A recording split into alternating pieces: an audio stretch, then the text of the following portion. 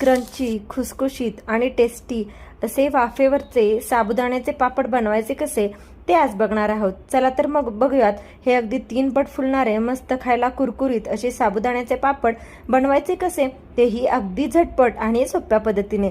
ही recipe अगदी सोपी आहे आणि वर्षभर उपवासासाठी तेच तेच खाऊन जर कंटाळा आला असेल तर ही रेसिपी एकदा नक्की ट्राय करा. याला कोणी वाफेवरचे पापड म्हणतं किंवा कोणी वाफेवरच्या सालपापड्या म्हणतं. तर हे बनवण्यासाठी मी रात्रीच साबुदाणे भिजत टाकले होते.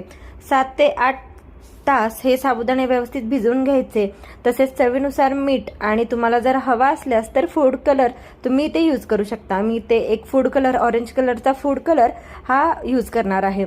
आता तुम्ही बघता हे साबुदाणे असे छान भिजले गेलेत, मस्त सुटसुटीत झालेत. आता हे साबुदाणे रात्रभर भिजवले की व्यवस्थित पापड याचे चांगले बनतात. म्हणून घाई गडबड न करता रात्रीच हे साबुदाणे भिजत घालायचे.